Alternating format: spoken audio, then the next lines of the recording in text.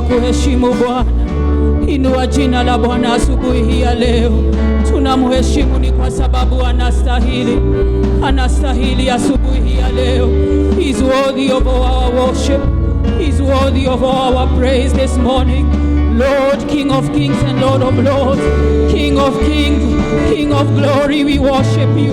We exalt your holy name, O God. Who is like you, Adonai? Who is like you, Elohim? We worship you, Lord. We worship you this morning. We exalt your holy name, King of kings and Lord of lords. Tunainua jina lako litakatifu. Tunakuabudu Jehova. You are holy, Lord. You are mighty, Jesus.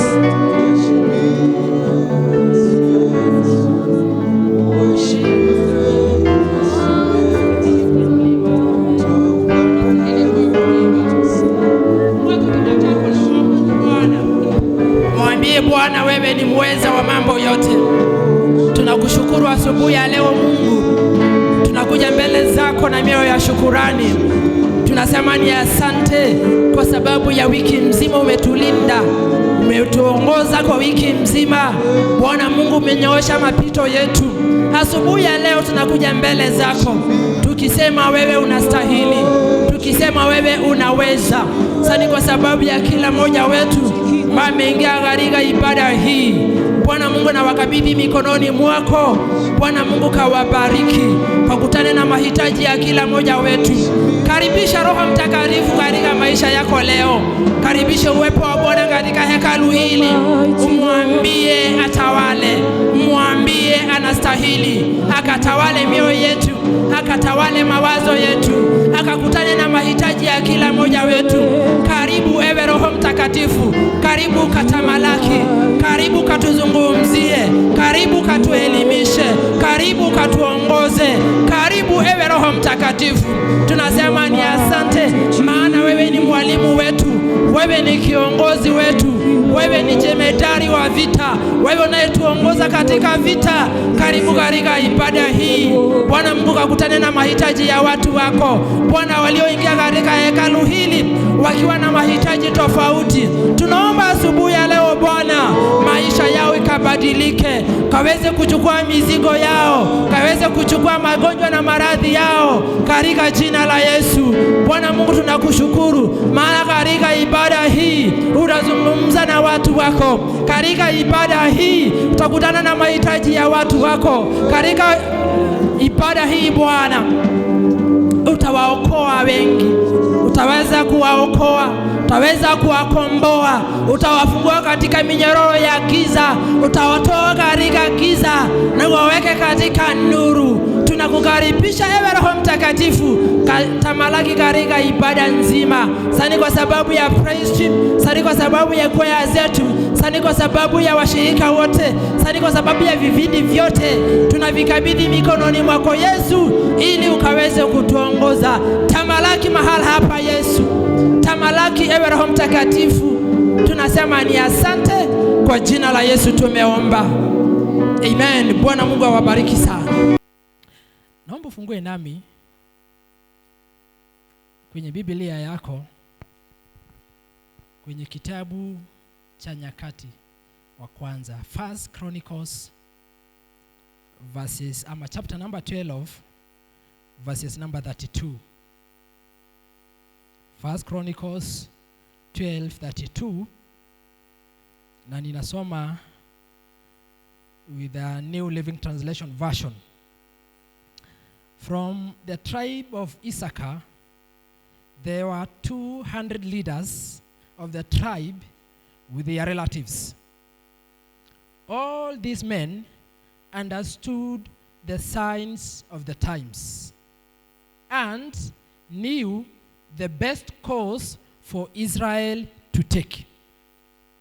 Mungu wetu na Baba yetu, tunakushukuru asubuhi ya leo.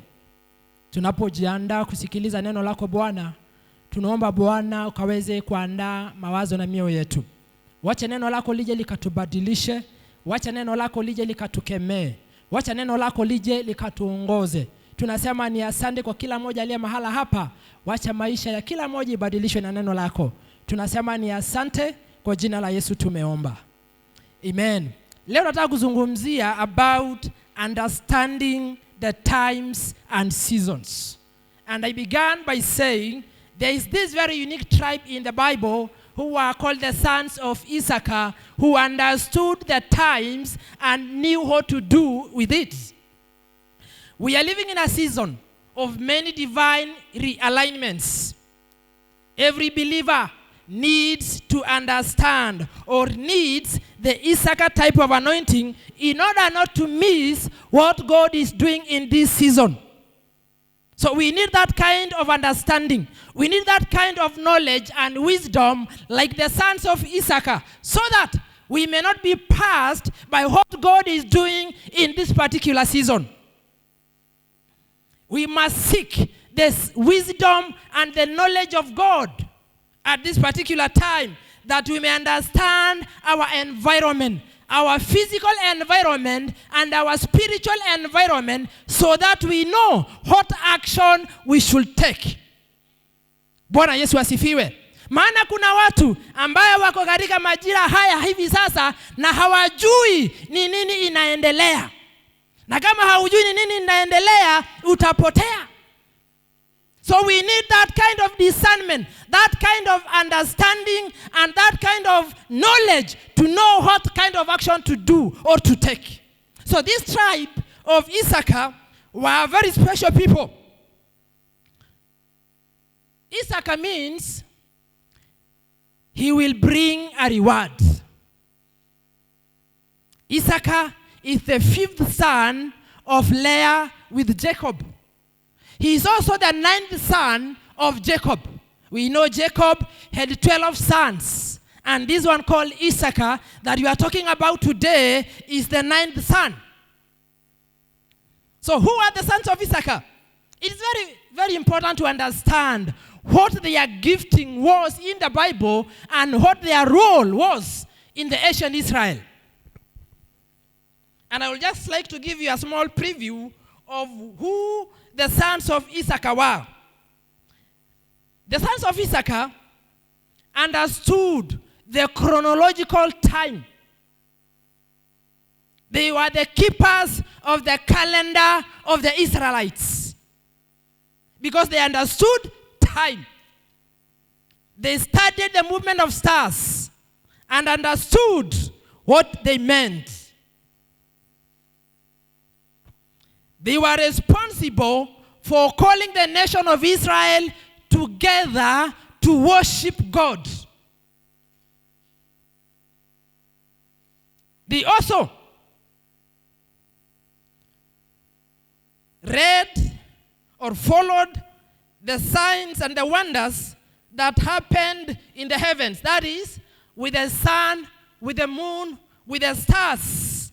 And they knew how to interpret the meaning of those events. So they were the keepers of the calendars of the Israelites.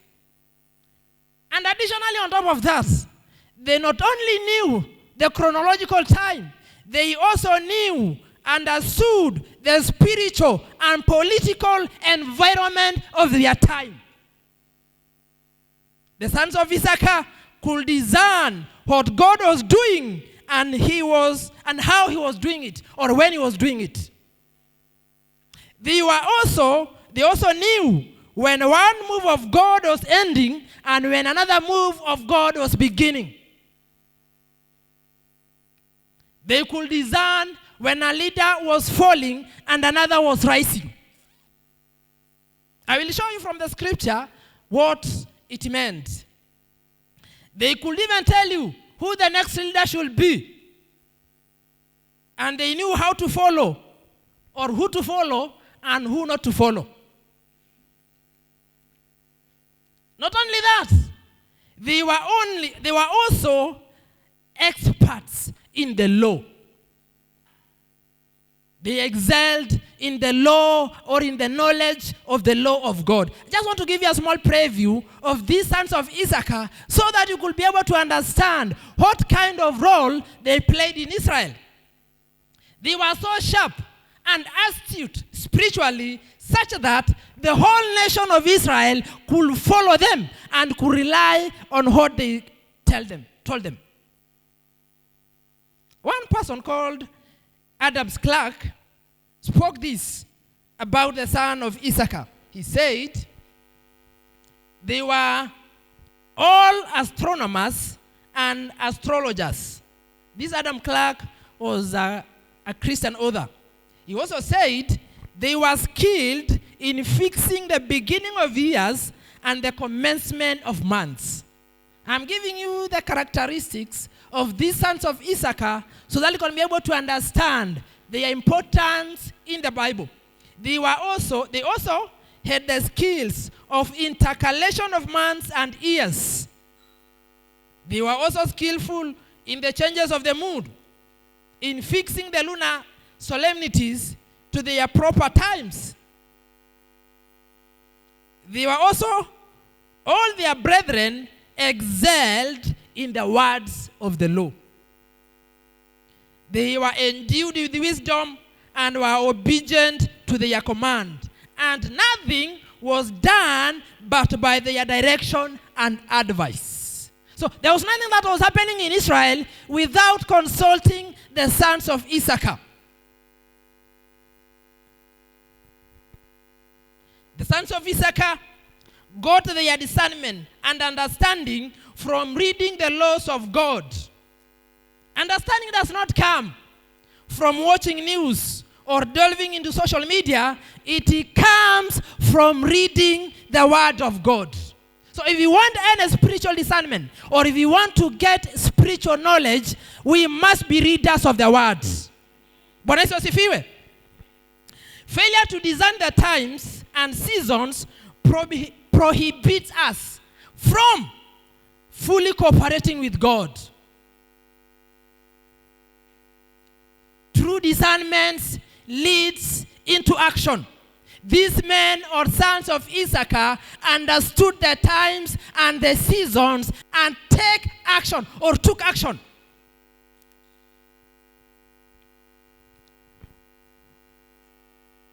If you want to know what God is saying, you have to listen to what He is saying through His prophets. Since time immemorial, God has determined that there will be times and seasons. And throughout the Bible talks about times. The Bible talks about seasons. There is time for everything under the sun. God had determined it from the very beginning. And these sons of Issachar excelled in understanding time and seasons. And not only that, they also excelled in knowing what to do. So at this particular time, at this particular seasons where we are in, we need that kind of anointing like the sons of Issachar to decipher what is happening in the spiritual realms. Not just walking in darkness, not just coming like people who do not know what they are doing or who they are. So we need that kind of discernment and understanding like the men of Issachar or the sons of Issachar. Not just walking in darkness, not just walking into trouble, but we need that knowledge, that anointing, that understanding like the men of Issachar. This generation does not have that knowledge like the sons of Issachar. We are so much into so many other things that I will talk later on. But as believers, as Christians, we need that kind of anointing like the sons of Issachar to discern what God is doing in the spiritual realms, to discern which kind of environment we are in. God is raising an army of intercessors who will delve into the sacred places of the enemy and know what is happening before it happens. And you can only decipher, you can only get that information when you are in the spirit, when you understand the times, when you know what to do. The sons of Issachar had knowledge, had understanding, and knew when to do what. Bwana Yesu asifiwe. Just as the natural man can observe a season change from summer to autumn. So even the spiritual man can be able to see and understand the changes that are happening in the spiritual realm. You can be able to observe and see it is summer, it is winter, it is spring. Even the spiritual man has got that understanding, has got that knowledge to deceive and to know that the times that we are in are not just ordinary times. And when you know that, you know the kind of action to take. You know the kind of steps to take. Not just walking into church like someone who is not knowledgeable. And this happened through being a reader of the word. Jesus, in the book of Matthew 16:13, rebuked his disciples by telling them, you know how to interpret the signs in the sky, but you cannot interpret the signs of the time. This is the kind of generation or the kind of people we are living with today in these seasons, in this time. They can foretell when it is going to rain. They can foretell when it's going to be hot, but they cannot interpret the signs in the spiritual realms because they are walking in the carnal knowledge or in the carnal or in the flesh. What lessons can we learn from the sons of Issachar? One of the lessons that we can learn from these sons of Issachar is they studied the law. They were experts in the knowledge of the law of God. They knew what the law said, and the whole of Israel can rely on them to show them the direction that they should take. They can be able to guide the nation. If you want to understand seasons and times, you must be a reader of the word. The Bible is full of scriptures that talks about seasons and times. You don't have to consult a prophet every time you want to understand what God is saying. Everything that is in the Bible can be able to direct us, can be able to guide us to know what is happening in the spiritual realms. But we have a generation that are slaves of carrying the Bible without opening its pages. We have a generation that know the whole of the entire team of Manchester United, of Chelsea, of Arsenal, without mentioning any of the 10 commandments. We have a generation that can read a newspaper from page 1 to the last page, but cannot read one chapter of the Bible. How then will you ever be able to decipher the times and the seasons and know what to do when you cannot read the word of God? The sons of Issachar were experts in the law of God. They were experts in the knowledge of the word of God. How will you be able to know what God is planning to do when you do not engage in the word? They were experts in the law of God.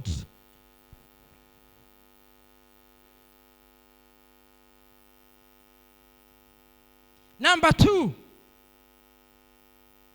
the sons of Issachar, they had a prophetic discernment. They had the power to see. They had the power to understand. And they had the power to know what to do at what time. Their ability to discern the times and seasons was an incredible knowledge to them and to the nation of Israel. That ability gave them inside knowledge and understanding of God's activities. They were also not taken by surprise when things happened, because they knew, they understood time and seasons and what to do at what particular time. I know most of us were taken by surprise when COVID-19 came. But these sons of Issachar had such a high level of anointing that they understood. They can dwell deep into the spiritual realms and know what is happening before it happens. They are not taken by surprises. When things happen in a nation, when things happen in families, they are not taken by surprises. The sons of Issachar had a high level of discernment in the prophetic. How I pray that kind of knowledge, that kind of discernment befall every one of us, so that whatever that God is planning to do will not take us by surprise.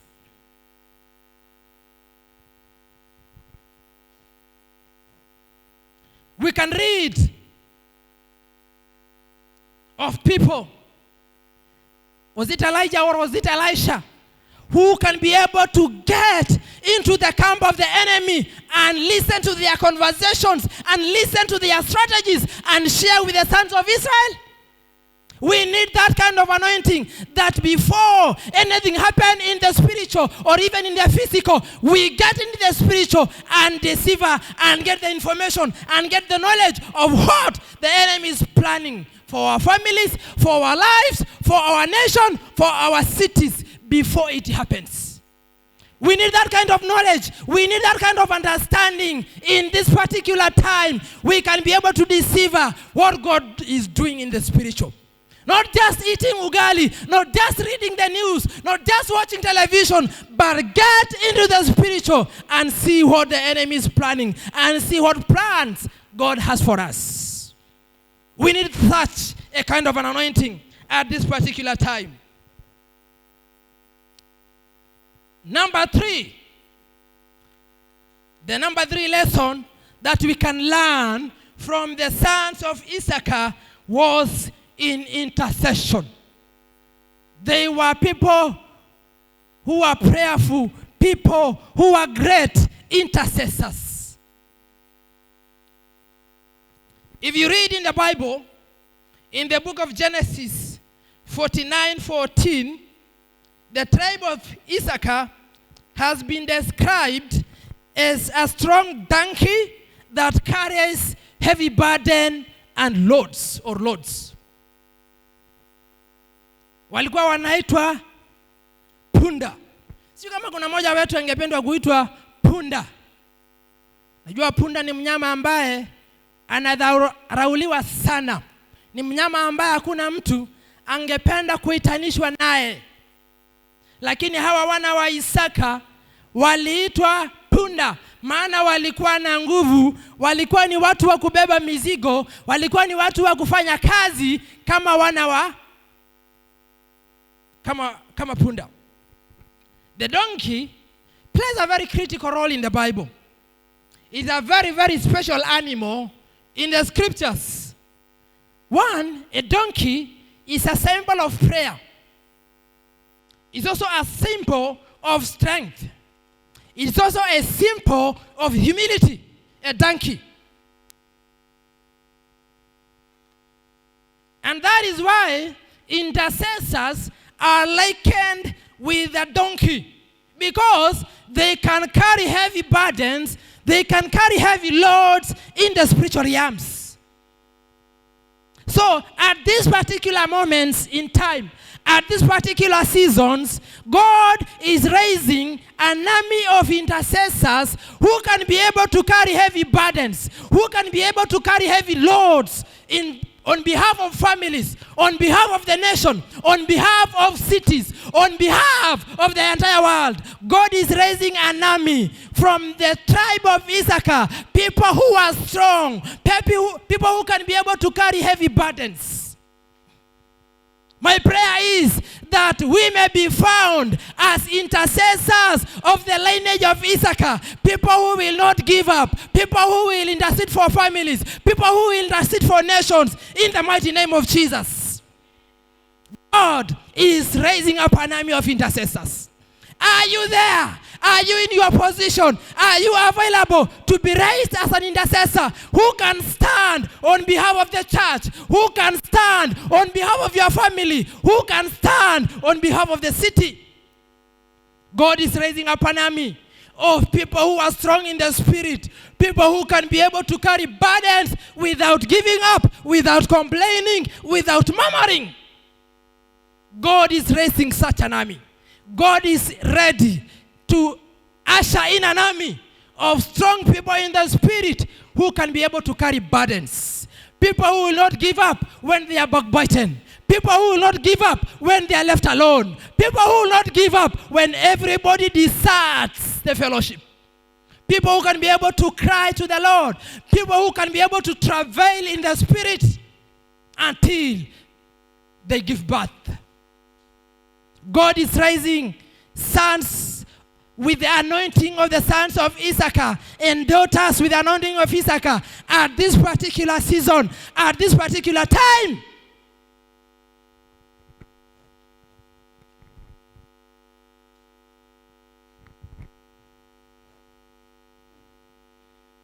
God is raising up an army and people, a group of intercessors, an army of intercessors who can be able to delve into the spirit and go into the sacred places and get divine intelligence and reveal it to the church and reveal it to the nations before anything happens. Elijah or Elisha was such a man who can be able to get into the spirit and get into the enemy camp without the knowledge of the enemy and get information and extract information and share it with the children of Israel. God is prepared to raise such a people. God is prepared to raise such an army of people who are ready to get into the spirit, to get into the spiritual realms and stand on behalf of the nations. Such people will be the watchmen of the people. They will penetrate into the deep and reveal the mysteries of the kingdom of God. Such people will be willing to carry heavy burdens of others in prayers. This position does not show glamour. It suggests carrying burdens of others as watchmen. Being an intercessor is not a walk in the park, but God is raising up people who will be willing to carry burdens on behalf of families, on behalf of the church, on behalf of nations and cities. God is raising such an army of strong people who can be able to be relied upon. When God was changing the leadership in the tribe of Israel or in the nation of Israel, these people who are the sons of Issachar, because they understood their times and seasons, they were advising and giving counsel to the children of Israel on what to do and who to follow. When the kingdom was taken away from Saul to David, the Bible speaks about the sons of the tribes of Issachar following David. All of them, every one of them. And when the nation of Israel saw that, they all ran to David.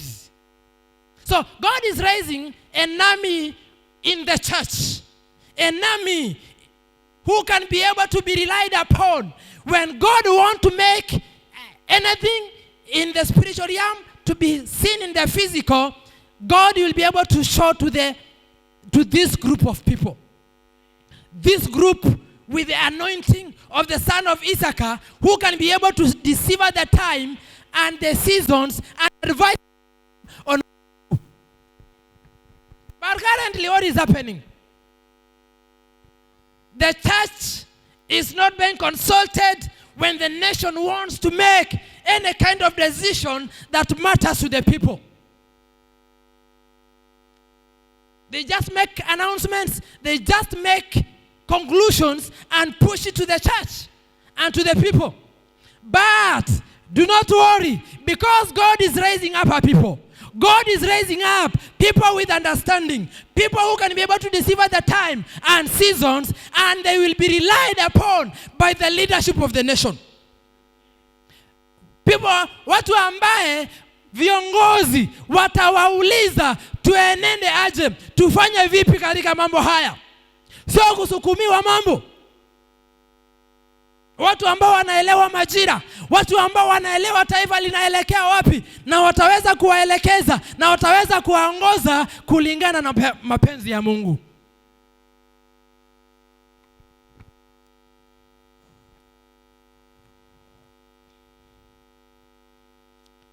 when Jesus wanted to get into the city of Jerusalem, he did not look for a horse. He did not look for a vehicle of a particular time. When Jesus wanted to get into the city of Jerusalem, he looked for a donkey. And even at this particular time, God is looking for donkeys in the spiritual realms who can be able to get into every home, who can be able to get into every city, who can be able to get into every church and take the message of God. Donkeys play a very, very important role in the scriptures. And I wish you know what role, what symbol they meant in the Bible.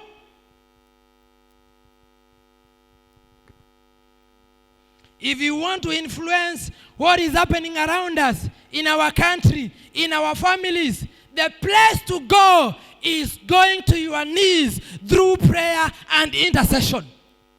If you want to influence what is happening in the country, even what is happening right now about BBI and whatnot, the place to go is going to our knees.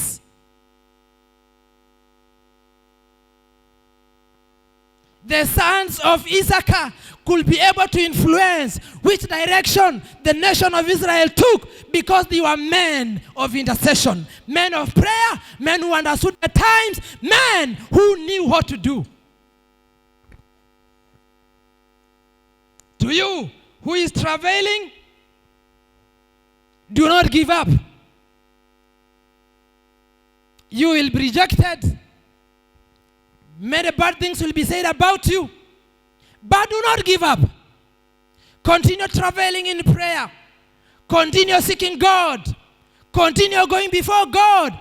Because in due time, you will be able to give birth to what God wants in the life of the people that you are leading. Don't give up.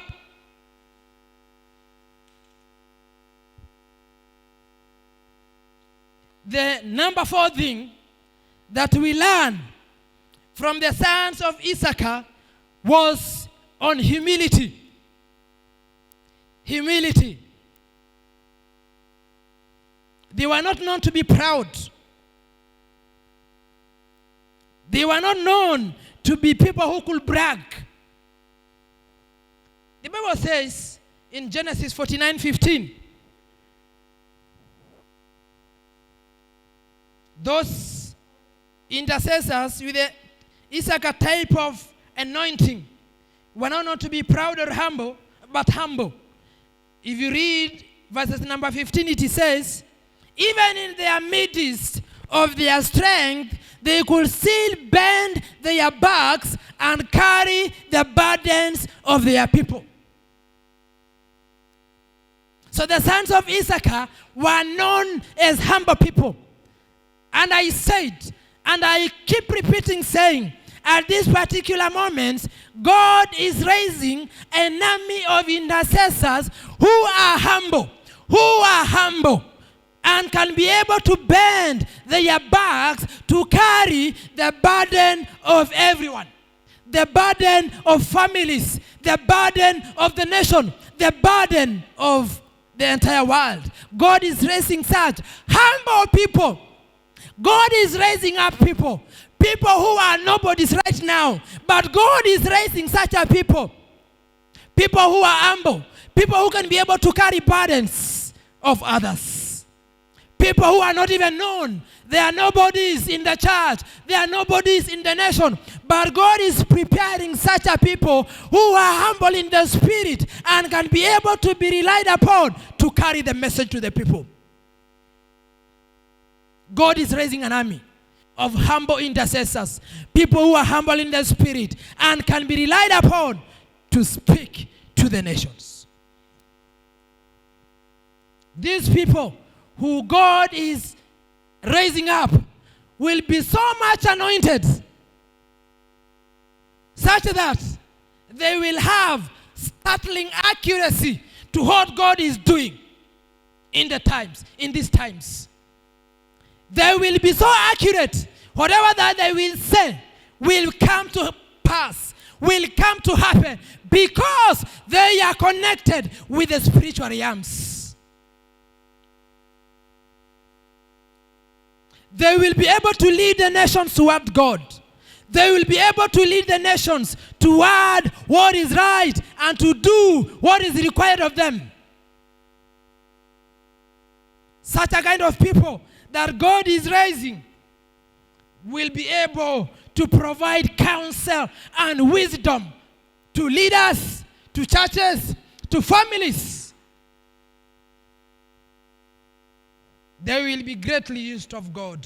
How I pray that we be found among the people that God is raising, that we can possess, that we may possess that kind of anointing like the sons of Issachar. Number 5.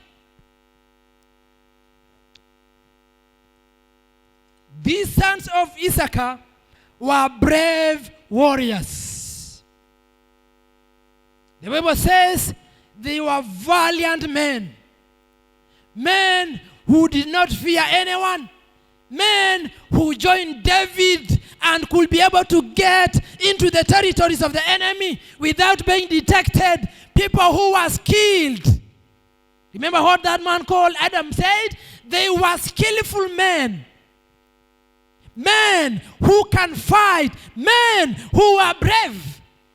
At this particular time, God is raising an army of brave warriors in the spirit. People who can get into the camp of the enemy and take whatever the enemy has stolen from the people.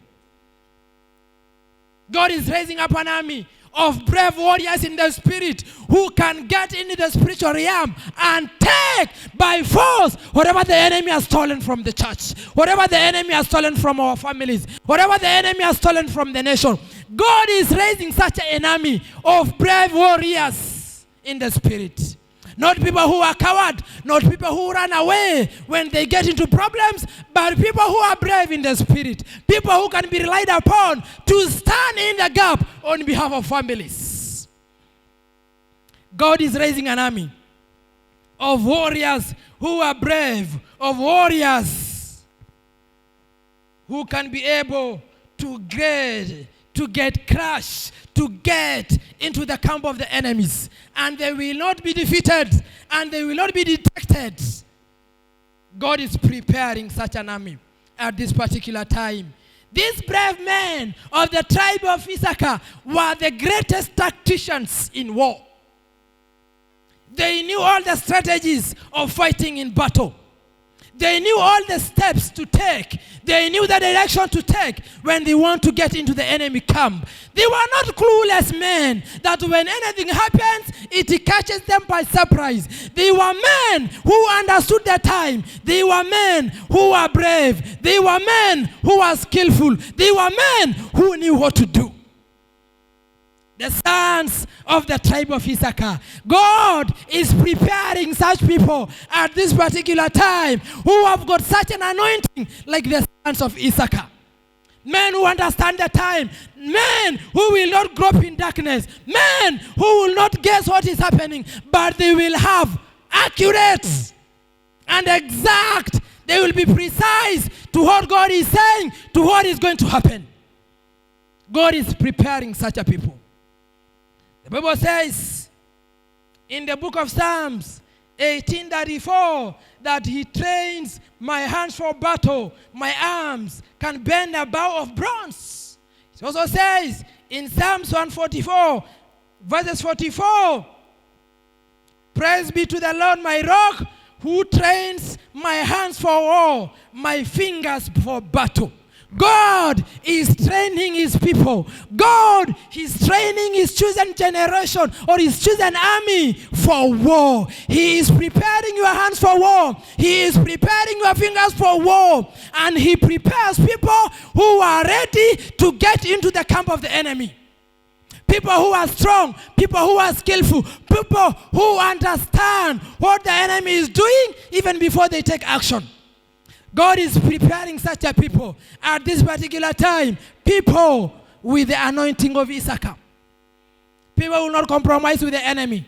People will not compromise with sin. People who are full of the wisdom of God. People who are full of the knowledge of the spiritual realms. not people who are walking in darkness, not people who are walking like just anybody else. They were singled from the 12 sons of Jacob as people with understanding, and that is why they are mentioned in the Bible with that particular kind of characteristic, men of understanding. The scriptures that we read in the beginning, it says, all men were full of understanding. They knew the seasons, they knew the time, and they knew what to do. God is preparing his people. He is preparing such an army at this particular time. People full of understanding. People who know which season they are in. I bet many of us currently, because we do not read the word, we do not pray, we do not know what is happening in the spiritual realms. So we are groping in darkness. We are waiting for the pastor to come and read the Bible to us in church. We are waiting for a prophet or for a medium to tell us what is happening. No, we don't need such people. We need people who can get into the spiritual realm themselves. People who understand the times, people who understand the seasons, and they know what course of action to take. Tunarukaruka kutoka kwa kanisa moja hadi nyingine tukienenda kutafuta manabii, maana tunatembea katika giza. Lakini kunakuja wakati ambao ni sasa Bwana anawaandaa wana wa Isakari, watu waliojawa na hekima, watu ambao anaweza kupambanua, wanajua majira yapi tulio na wanajua watafanya nini. Bwana anaandaa watu hao.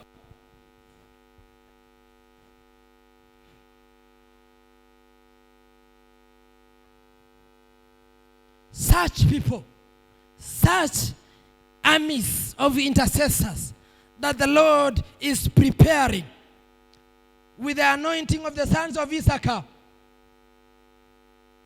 They will have such great power that their words, their prayers will be able to slay thousands and thousands of enemies when they speak. Their words will cut like swords into the camp of the enemy. Whatever they say will destroy every strategy, every tactic of the enemy before it happens. Number 6, as I finish. The Bible says in the book of Deuteronomy, or even before I said Deuteronomy, the book of that John, chapter number 1, verse 2, the Bible says, the plan of God is for all his children to prosper in all things. And the Bible speaks about this, or Moses says this about the sons of Issachar in Deuteronomy 33, verses 18 to 19. Moses said this about the tribes of Zebulun and Issachar. May the people of Zebulun prosper in their travels. May the people of Issachar prosper at home in their tents. I like what the Bible says in King James Version. Maybe in the verse that I am reading. They summon the people to the mountain to offer proper sacrifices there. They benefit from the riches of the sea and the hidden treasures in the sand. The Bible says in King James, they will suck the treasures of the sea and the treasures of the sand. They will suck. They will suck. The Bible is preparing, or not the Bible, God is preparing a transfer of wealth to the church, to the people who have got understanding, people who know the seasons, people who know times, people who know what to do. God is preparing such a kind of wealth transfer. These people will be able to get ideas that will suck wealth from the world, ideas that will suck wealth from the seas. People will be endowed with wisdom, with knowledge. They will be given abilities. They will be given ideas such that when they present it to the right places, they will be able to be given opportunities. They will draw wealth. God is preparing a restoration time for the people who have got the understanding of the sons of Issachar. People who have got the anointing of the sons of Issachar. They will prosper in the land. They will prosper wherever they go. They will be wealthy. The mountain of the Lord will be lifted such high, such that everybody will learn to it. The church will be wealthy. The church will be great. It will prosper. That whatever the church would like to do, will want to do, it will do without struggling. We are struggling currently. We cannot even raise 100,000 shillings at a go, at a sitting. But there is coming a time, and God is preparing such people for a restoration of wealth, that they will be able to stand with their ministry. They will be able to support their ministry without struggling. Anything that the church will want to do, it will do without struggling. Because these sons of Issachar that God is raising will be wealthy. They will be wealthy in the spirit. They will be wealthy in the physical. Bwana Yesu asifiwe. The Bible says about this, they will suck. I love that. They will suck the wealth of the sea. They will suck the wealth in the sands. Yes, God is preparing such a people. He is preparing such an opportunity, such a blessing that accompany the sons of Issachar. They will not only be wealthy in the spirit, but they will be wealthy in the physical. They will be wealthy with the material beings. Everything that they want to do in the ministry, in the church, it will be found among the sons of Issachar. I would like us to stand up as we finish. And I would like you to go before God. That God gives you understanding in this season and time, so that you can be able to decipher what God is doing in the spiritual. May you ask God that He grants you the wisdom, that He grants you the knowledge, that He grants you the understanding, like the sons of Issachar, so that you can be able to know what is happening in the spiritual realms, so that you will not walk in darkness, so that you will not walk like someone who does not have knowledge. Go before God, you people. Ask God to grant you knowledge. Ask God to grant you wisdom and counsel, so that you can be able to lead, so that you can be able to go before Him with understanding and knowledge. God is preparing an army of intercessors, an army of people with the anointing of Issachar who understand the times. Father, Lord God Almighty, we come before you.